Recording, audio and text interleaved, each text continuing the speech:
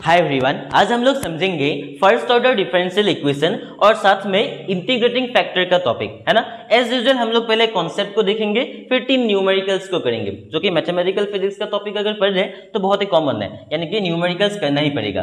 तो पहले हम लोग समझ लेते हैं फर्स्ट ऑर्डर डिफरेंशियल इक्वेशन का जो जनरल फॉर्म होता है वो कैसा दिखता है। वो कुछ इस तरीके से दिखता है। मान लीजिए dy बाई dx है ना, साथ में p y is equal to q. अगर इस तरीके से है तो आप लोग कह सकते हो कि ये first order linear differential equation हम लोग कह सकते हैं जनरल फॉर्म। यहाँ पर पी और क्यू क्या है? पी और क्यू आपका फंक्शंस ऑफ एक्स है। वेयर आप लोग लिख सकते हो वेयर पी एंड क्यू। यहाँ पर आप लोग शायद देख रहे हो, जब क्वेश्चंस मैंने यहाँ पर लिखा हुआ है तब आप लोग को देख रहे हैं कि यहाँ पर y के साथ जो चिपका हुआ है ना, ये x का फंक्शन है, यानी कि इसे हम लोग p कंसीडर करेंगे। कुछ ऐसा आप लोग सोच सकते हो, where p and q are functions of x, है ना। तो यहाँ पर अगर मैं ट्रिगोनोमेट्रिक फंक्शंस की बात करूँ तो p का हो सकता है, sin x, cos x कुछ भी हो सकता है, और ये q भी आपका x का फंक्शन ही होगा, y का फंक्शन नहीं होगा, है ना। फंक्शंस ऑफ x, ये होता है आपका जनरल फॉर्म, है ना।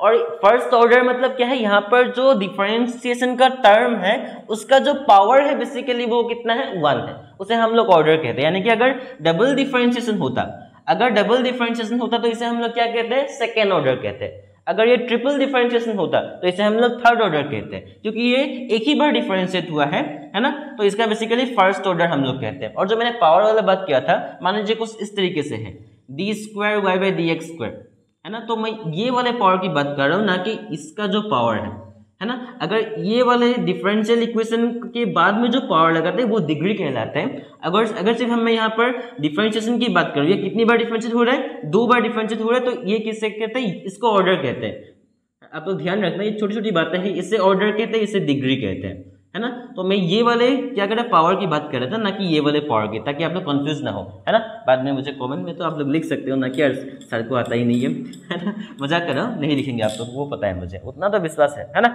यहाँ पर देखिए dy by dx plus py is equal to q, ये आपका जनरल फॉर्म हो गया। अब इसका सॉल्यूशन भी तो हम लोग को निकालना पड़ेगा, है ना। सॉल्यूशन कैसे निकालते हैं? आप लोग को पता होगा, ये जो y है ये सॉल्यूशन है हम लोग, ये जो y है बेसिकली अगर इसका वैल्यू हम लोग निकाल ले, यही क्या है? यही सॉल्यूशन है। तो y का वैल्यू निकालना होगा। इससे निकालने के लिए अलग अलग तरीका होता है ना। तो ये एक तरीका जो है, जो कि हम लोग आज हम लोग डिस्कस करेंगे, वो है इंटीग्रेटिंग फैक्टर। तो y का जो वैल्यू है वो हम लोग कैसे निकाल सकते हैं?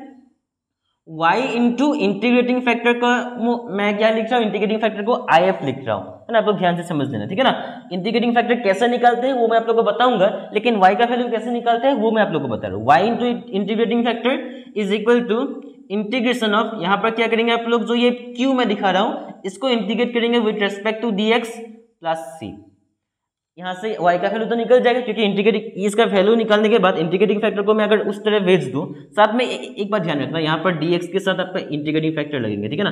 तो ये रब करता हूँ मैं अच्छा से, ये q के साथ आपका इंटीग्रेटिंग फैक्टर लगेंगे, ध्यान से देखना, q और साथ में इंटीग्रेटिंग फैक्टर dx प्लस यहाँ पर क्या होगा, एक कांस्टेंट टर्म आएंगे जिसे हम लोग क्या कहते हैं? c कहते हैं, ठीक है ना। तो इससे क्या निकल जाएंगे? y का वैल्यू निकल जाएंगे, और यही है आपका सॉल्यूशन निकालने का मेथड। ये है सॉल्यूशन जो कि हम लोग एंड में निकलेंगे, है ना। और ये मैं क्यों बता रहा हूँ आपका थ्योरी पर, क्योंकि जब हम लोग ये करेंगे, ये न्यूमेरिकल्स करेंगे, तब ये वाले फॉर्मूलाज यूज होंगे। अब मोस्ट इंपोर्टेंट बात ये है कि इंटीग्रेटिंग फैक्टर हम लोग निकालेंगे कैसे? इंटीग्रेटिंग फैक्टर क्यों निकालना चाहिए वो मैं आप लोग को बता दिया। इंटीग्रेटिंग फैक्टर इसलिए निकालना चाहिए ताकि यहाँ पर जो y का वैल्यूज है वो हम लोग के पास आ जाए, है ना। y सॉल्यूशन है बेसिकली। इंटीग्रेटिंग फैक्टर कैसे निकालेंगे? एक्सपोनेंशियल, और जो पावर होता है बेसिकली एक्सपोनेंशियल का पावर, इंटीग्रेशन आपका क्या करेंगे? p dx, यानी कि एक्सपोनेंशियल टू दी पावर कितना होगा? Integration of p dx। इसका जो वैल्यू होगा वही इंटीग्रेटिंग फैक्टर होगा। पहले हम लोग को इंटीग्रेटिंग फैक्टर का वैल्यू निकालना है, और वही जाके यहाँ पर पुट करना है, यहाँ पर पुट करना है, और y का वैल्यू जो भी होगा वही हम लोग का सॉल्यूशन होगा। यहाँ तक शायद समझ गए, है ना। शायद समझ गए। तो हम लोग यहाँ पर न्यूमेरिकल्स की ओर बढ़ते हैं, क्योंकि न्यूमेरिकल्स थोड़ा सा लंबा है। पहला वाला तो थोड़ा सा शायद इजी होगा, है ना। पहले वाले में मैं क्या करूंगा, ये मैं थोड़ा रफ कर रहा हूँ, ठीक है ना। पहले वाले में मैं थोड़ा आप लोग को डिटेल में समझाने की कोशिश करूंगा, यानी कि स्टेप वाइज। और जो सेकेंड और थर्ड होगा उसमें हम गोली की तरह जाएंगे, यानी कि बहुत स्पीड करेंगे, है ना, क्योंकि वीडियो का जो लेंथ है वो मैं बड़ा रखना नहीं चाहता, ठीक है ना। तो पहला जो है उसे न्यूमेरिकल सॉल्व करते हैं, 1 सॉल्यूशन। पहले हम लोग क्या निकालेंगे, पहले हम लोग वो जनरल फॉर्म में पहले लाएंगे, पहले जनरल फॉर्म पर लाएंगे। जनरल फॉर्म कैसे लाएंगे, क्योंकि जनरल फॉर्म क्या था, जनरल फॉर्म था आपका ये dy by d x plus p y is equal to q. आप लोग देख रहे हो ना, देख रहे हो, ये जनरल फॉर्म है। तो यहाँ पर लाने के लिए हम लोग पहले करेंगे क्या, इसको dy बाई डी एक्स को सिर्फ अकेले रखेंगे, यानी कि dy बाई डी एक्स को अकेले रखने के लिए ये वाला जो टर्म है वो डिवाइड करना पड़ेगा। अगर left hand side right hand side दोनों पर डिवाइड करें तो यहाँ पर x प्लस वन गायब हो जाएंगे। मेन मोटिव यही होना चाहिए कि x प्लस वन गायब करो dy बाई डी एक्स के साथ से।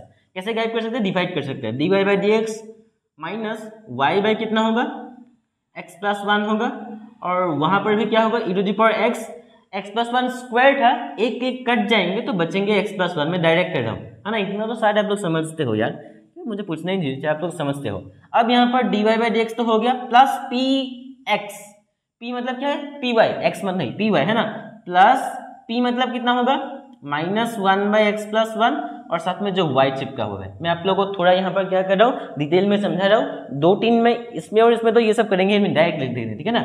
नेक्स्ट q मतलब यहाँ पर क्या है, ये वाला टोटल q है, और ये जो वैल्यू है ये टोटली q है। ये वैल्यू बेसिकली आपका p है, और ये वैल्यू बेसिकली की है क्या है, q है। तो नेक्स्ट स्टेप क्या है, इंटीग्रेटिंग फैक्टर निकालेंगे।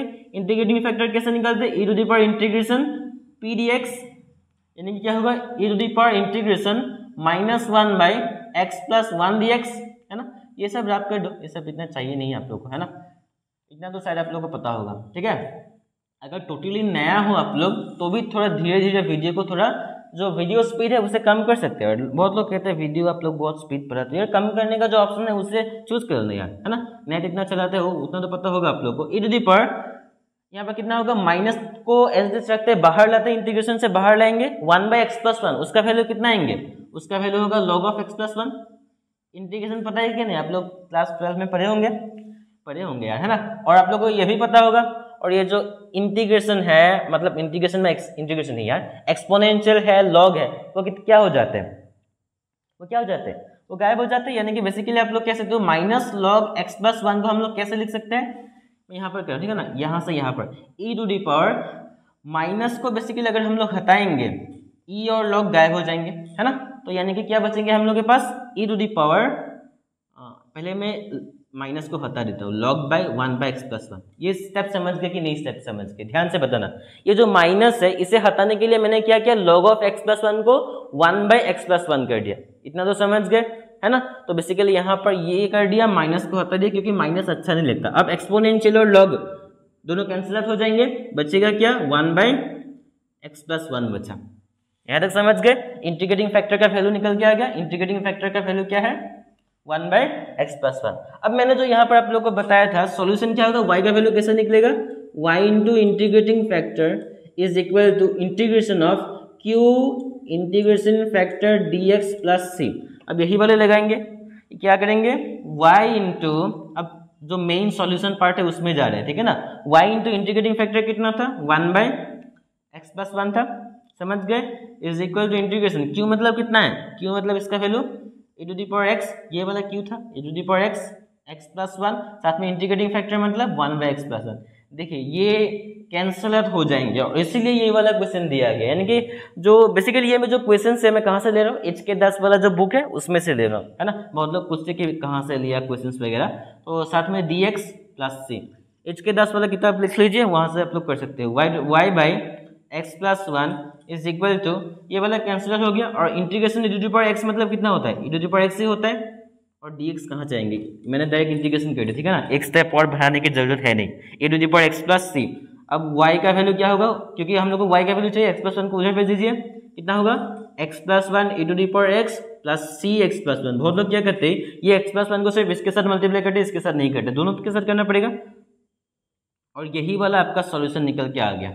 यानी कि y का वैल्यू हम लोग इंटीग्रेटिंग फैक्टर अगर निकाल ले तो बहुत आसानी से इसका सॉल्यूशन निकल के आ सकते हैं। बट शर्ट ये होना चाहिए, यानी कि शर्ट नहीं है, उसे क्या बोलते हैं, शर्ट बोलते हैं। यानी कि ये कंडीशन ये होना चाहिए कि ये जो है dy बाई dx को हम लोग अकेले कर सकते हैं, अकेले नहीं है, क्या बोलते हैं उसे, सेपरेट आउट कर सकते हैं। बहुत क्वेश्चन ऐसे होते हैं कि dy अलग होता है, dx अलग होता है, उनको एक ही साथ जोड़ना बहुत ही मुश्किल होता है। यानी कि ऐसा लिखा जाता है, देखिए dy, अगर कोई यहाँ तक वीडियो देखते हैं उनको पता चल जाएंगे, नहीं तो पता नहीं चलेंगे। dy के साथ कुछ ऐसा चिपका हुआ होता है, और dx के साथ कुछ ऐसा चिपका होता है, अलग अलग होता है dy dx, तब सेपरेशन ऑफ वेरिएबल मेथड लगा के या अलग मेथड यूज करके हम लोग निकाल सकते हैं, इंटीग्रेटिंग फैक्टर नहीं लगा सकते। dy dx अगर ऐसे हो तब लगा सकते हैं आसानी से, ठीक है ना। तो ये बात ध्यान रखना, यानी कि ये जो फर्स्ट ऑर्डर डिफरेंशियल इक्वेशन है इसे सॉल्व करने का अलग अलग तरीका होता है, आप लोग को यूनिवर्सिटीज या कॉलेजेस से बताया जाएगा, ठीक है ना। यहाँ तक हो गया, ये स्क्रीनशॉट मार लीजिए, नहीं तो बोलेंगे कि यार सर आप लोग साइड भी नहीं लीजिए, स्क्रीनशॉट मार लीजिए, हो गया। नेक्स्ट देखते हैं, नेक्स्ट वाला क्वेश्चन देखिए। जब तक ये मैं याद करता हूँ आप लोग क्या कीजिए, ये क्वेश्चंस लिख लीजिए और साथ में कॉपी पे निकाल के कर लीजिए, नहीं तो आप बाद में करेंगे नहीं, मुझे इतना तो पता है ना। अब देखिए नेक्स्ट वाला क्वेश्चन ध्यान से समझना। अब थोड़ा सा ये हार्ड होगा, क्यों हार्ड होगा, क्योंकि अरेंज करने में ही थोड़ा टाइम लग जाएंगे। ध्यान से देखिए, अरेंज करने में थोड़ा टाइम लगेंगे, है ना। और यहाँ पर जो Q का वैल्यू होगा वो थोड़ा सा लंबा होगा, उसमें क्लास 9 का कॉन्सेप्ट भी आएंगे, 10 का कॉन्सेप्ट भी आएंगे, क्लास 10 का कॉन्सेप्ट भी आएंगे। पहले तो x³ माइनस x को दोनों साइड पर डिफरेंशिएट कर दो, कितना होगा dy बाई dx, ये अकेले कर दिया हम लोगों ने, माइनस ये minus thrice x square minus 1 divided by कितना होगा x³ माइनस x, है ना। ये क्या हो गया, साथ में y तो लिखेंगे ही हम लोग, y is equal to x to the power 5 minus twice x³ plus x divided by कितना होगा, डिवाइडेड बाई आपका होगा ये x³ माइनस x होगा, है ना। अब यहाँ पर ध्यान से देखिएगा कि यहाँ से हम लोग कर क्या सकते हैं, हाँ ठीक ही है। अब ये वाला जो है, अब ये वाला क्या वैल्यू है, अब ये वाला वैल्यू p है, यानी कि पूरा वाला y के साथ जो चिपका हुआ है वो पूरा वाला p वैल्यू है और ये पूरा वाला q वैल्यू है। इसको हम लोग छोटा करेंगे, लेकिन फिलहाल के लिए हम लोग यहाँ पर छोड़ देते हैं, ठीक है ना। अब इंटीग्रेटिंग फैक्टर निकालेंगे, बोला था ना मैंने कि 2 और 3 में उतना स्टाइल नहीं मानेंगे। यहाँ पर e to the power integration of minus तो आएंगे, क्योंकि जो जनरल फॉर्मूला है उसमें क्या है प्लस है, तो माइनस साइन तो आएंगे यहाँ पर, और क्या आएंगे 3x² minus 1 x³ minus x dx। अब यहाँ पर थोड़ा सा आप लोग को दिमाग लगाना पड़ेगा, क्योंकि इसमें से अगर हम लोग एक को इंटीग्रेट करते हैं या एक को डिफरेंशिएट करते हैं तो नीचे वाला टर्म साइड आ जाता है। ध्यान से देखिए, ये नीचे वाले को ध्यान से देखिए, क्या है x³ माइनस x है, और अगर हम लोग इसे क्या करते हैं डिफरेंशिएट करते हैं तो इसका वैल्यू क्या निकलता है थ्राइस x² माइनस 1, जो कि एग्जैक्टली ऊपर वाला वैल्यू है, जो कि एग्जैक्टली क्या है ऊपर वाला वैल्यू है। तो हम लोग अगर इस तरीके से कंसीडर करें, थ्राइस x² माइनस 1 को अगर हम लोग t कंसीडर करें, है ना, या आप लोग कह सकते हो कि x³ माइनस x को t कंसीडर करते हैं, ठीक है ना, x³ माइनस x को t कंसीडर करते हैं। अब दोनों साइड डिफरेंशिएट कर दीजिए, thrice x² minus 1 is equal to कितना होगा dt होगा, साथ में क्या होगा थ्राइस x² माइनस 1 dx तो होगा, क्योंकि ये dx के साथ हम लोगों ने डिफरेंशिएट किया, तो thrice x² minus 1 dx is equal to कितना होगा dt होगा। तो उस हिसाब से e to the power minus तो यहाँ पर आ गया, है ना, साथ में thrice x² minus 1 dx is equal to कितना होगा dt होगा, यानी कि इसके जगह पर हम लोग dt कंसीडर कर सकते हैं और इसके जगह पर t कंसीडर कर सकते हैं। और 1/t का जो फॉर्मूला होता है वो कितना होता है e to the power minus log of क्या होगा t होगा। और जैसे कि मैंने बताया था e to the power minus log of t, minus को हटाने के लिए क्या होगा लॉग ऑफ 1/t, यानी कि एक्सपोनेंशियल और लॉग कैंसिल आउट हो जाते हैं, बचा क्या 1/t, t मतलब कितना है 1/x³ माइनस x। शायद यहाँ तक समझ गए, अगर समझ गए तो इसे थोड़ा सा हजम करने के लिए आप लोग कह सकते हो, इसे थोड़ा सा डाइजेस्ट करने के लिए आप लोग खुद देख लीजिए मैंने क्या किया, क्या है मैंने यहाँ पर किया क्या, ध्यान से समझना, क्योंकि यहाँ पर मैंने बहुत कुछ लगा दिया, शायद आप लोग नहीं समझे, क्योंकि ये वाला जो पार्ट है ये वाला आप लोग क्या करना पड़ेगा मुंह में करना पड़ेगा इसे, है ना। ऐसा नहीं कि आप लोग को कॉपी पर ये वाला यहाँ पर दिखाने की जरूरत है, नहीं है। बहुत लोग क्या करेंगे डायरेक्टली, बहुत सारी किताब पर HK10 जो बुक है वहां पर भी ऐसा ही लिखा गया is equal to 1/x³ minus x, ये 3 स्टेप्स यहाँ पर क्या कर दिया गया मतलब छोड़ दिया गया। तो आप लोग यहाँ पर इससे थोड़ा सा क्या करना पड़ेगा डाइजेस्ट करना पड़ेगा, तो इसे पहले डाइजेस्ट कर लीजिए, है ना, तब तक मैं थोड़ा सा वेट कर लेता हूँ। तो वैल्यू क्या मिला 1/x³ माइनस x, हजम हो गया, डाइजेस्ट हो गया। अब चलते हैं नेक्स्ट पर। एज यूजुअल हम लोग जो मेन फॉर्मूला है इसे रहने देते हैं, है ना, थोड़ा सा आप लोग खुद सोचिए, खुद करके देखिए। अब यहाँ पर पुट कर देंगे, सॉल्यूशन वाला पार्ट पर चलते हैं जो कि मेन वाला पार्ट है। y इंटू इंटीग्रेशन फैक्टर कितना है 1/x³ माइनस x, ठीक ही है, is equal to integration of q मतलब कितना है। अब q पर भी थोड़ा सा हम लोग को दिमाग लगाना पड़ेगा, ध्यान से देखिए। अब ये बहुत सारा झमेला का पार्ट है ना, और ऐसा भी नहीं कि इसे डायरेक्टली इंटीग्रेट करने पर ये वाला चला जाएगा, है ना। तो हम लोग कहते क्या है x³ माइनस x से इसे डिवाइड असली में कर देते हैं, असली में डिवाइड कर देते हैं, कितना होगा ये भी साइड में ही करेंगे, है ना। एक्स क्यूब माइनस एक्स से अगर ये वाला पार्ट आप लोगों ने स्किप कर दिया तो गायब, मतलब कुछ समझोगे नहीं, है ना, बाद में बोल दोगे क्या समझा रहे हैं। तो इसे हम लोग क्या करें, सच में डिवाइड करें, क्योंकि ये वाला सिंबल तो डिवाइड सिंबल है ना, बहुत लोग को ये भी नहीं पता होगा। X to the power square, तो ये एक्स टू दी पावर 5 हो गया, ये तो करना था होगा, क्लास 9 में मिला था। फिर माइनस एक्स क्यूब होगा, माइनस एक्स क्यूब, फिर साइन चेंज हो जाता है, ये तो इतना तो पता होगा यार, नहीं पता है तो मैं कुछ नहीं कर सकता। Minus x cube plus x, अब कितना होगा, -1 करना पड़ेगा, -1 करेंगे तो कितना होगा, माइनस एक्स क्यूब, और यहाँ पर प्लस एक्स होगा, है ना, माइनस माइनस, तो ये रिमाइंडर 0, यानी कि इसे डिवाइड करने पर एग्जैक्ट कुछ टर्म मिलता है, और कितना मिलता है, x² - 1 मिलता है। अब बहुत लोग बोलेंगे ये कहाँ से लिख दिया सर आपने, अरे भैया यहाँ पर जो डिवाइड किया वो डिवाइड करने का जो वैल्यू है, q का वैल्यू है, ये q का वैल्यू है। q का वैल्यू आप लोग बोलेंगे q का वैल्यू यहाँ अलग है, यहाँ पर अलग है, अगर डायरेक्टली शिफ्ट करके यहाँ पर स्किप करके यहाँ पर आ गया, q का वैल्यू मैंने इसलिए ऐसा लिखा क्योंकि डिवाइड किया हुआ है मैंने, ये साइड वर्क है ना, इसे देख लेना। साथ में इंटीग्रेटिंग फैक्टर कितना है, 1/x³ - x, साथ में dx + c, इसे तो ऐसे छोड़िए, इस साइड पे कुछ करना है ही नहीं, बस उस साइड पर करिए। यहाँ पर ध्यान से देखिए, ये x³ - x को मैं कैसे रिप्लेस कर सकता हूँ, यहाँ से x² कॉमन ले सकता हूँ, x को कॉमन ले सकता हूँ, तो अंदर क्या बचेगा, x³ - x था, है ना, तो x² - 1 बचेगा, यानी कि ये और ये फिर से कैंसिल आउट हो गया, बचा कितना, 1/x dx + c है। बहुत इजी बेसिकली, आप लोगों को करने की जरूरत है, और क्वेश्चन इसलिए दिया जाता है, बहुत लोग घबराते हैं क्वेश्चन को देखकर, जितना लंबा क्वेश्चन होता है उतना छोटा आंसर होता है, बेसिकली ये ट्रिक होता है। जितना लंबा क्वेश्चन, देखिए ये थोड़ा सा क्या है, शॉर्ट क्वेश्चन है, इसमें फॉर्मूला ज्यादा लगेंगे आप लोग का, लेकिन ये क्या है, लंबा क्वेश्चन है, इजी आंसर निकलेंगे इसका, बहुत ईजी आंसर निकलेंगे, ध्यान से समझना। 1/x का कितना होता है, log x होता है, प्लस c, अब ये x³ - x को उधर भी भेज दीजिए, log x के साथ x³ - x को मल्टीप्लाई करिए, और c के साथ x³ - x को मल्टीप्लाई करिए, और यही आप लोग का फाइनल आंसर, देख रहे हो ना, देख रहे हो, है ना। तो इसे स्क्रीनशॉट मारिए, क्या करिए आप लोग को पता, मैं 10 सेकंड का आप लोग को टाइम दे रहा हूँ, है ना, तब तक आप लोग कुछ ना कुछ करिए इसके साथ, मैं तब तक नेक्स्ट क्वेश्चन के लिए प्रिपेयर हो लेता हूँ। प्रिपेयर मतलब नहीं यार, क्या प्रिपेयर कर, आप लोग वीडियो को पॉज कर सकते हो यार, है ना। आंसर निकल गया, क्यों नहीं निकलेगा, मैं कर रहा हूँ तो निकल ही जाएंगे, है ना। हो गया, रैप कर देते। नेक्स्ट देखिए, है ना, थोड़ा सा स्किप कर लीजिए, 10 सेकंड स्किप करने से क्या ही हो जाएंगे। यहाँ तक तो कोई वीडियो देख नहीं रहा है, अगर देख रहा है तो बोल देना यार।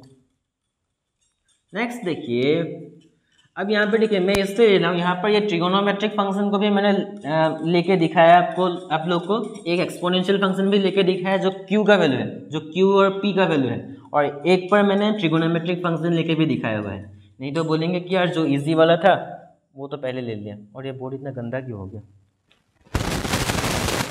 बोर्ड गंदा नहीं,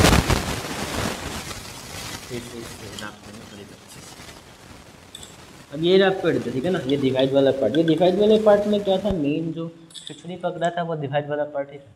अब देखिए ये तो डायरेक्ट आप लोगों को निकल के आ रहा है, इसे कोई अरेंज करने की भी जरूरत नहीं। पी का वैल्यू क्या है, मैं अरेंज भी नहीं करूंगा, पी का वैल्यू क्या है, cot x, है ना, क्यू का वैल्यू कितना है, cos x, ये 2 करना मैं भूल गया तो आप लोग घबराना मत, ये 2 था, ये 3 था, है ना, और ये 2 को चेंज करने के लिए पूरा वीडियो तो थोड़ी ना बनाएंगे फिर से, है ना। ये cot x cos x हो गया। अब इंटीग्रेटिंग फैक्टर कैसे निकालते हैं, इंटीग्रेटिंग फैक्टर निकालते हैं e⁻ exponential of p dx। अब एक्सपोनेंशियल को ये लिख दिया मैंने, इंटीग्रेशन ऑफ क्या होगा, बेसिकली cot x dx होगा। इंटीग्रेशन ऑफ cot x का वैल्यू पता है क्या, मुझे भी नहीं पता था, है ना। इंटीग्रेशन cot x का वैल्यू होता है बेसिकली ln sin x, है ना, log ऑफ sin x, तो ये कैंसिल हो जाएंगे basically, ln sin x dx। ये dx कहाँ से आएंगे यार, है ना, तो ln और एक्सपोनेंशियल कैंसिल हो जाएंगे, बचेंगे क्या, सिर्फ sin x।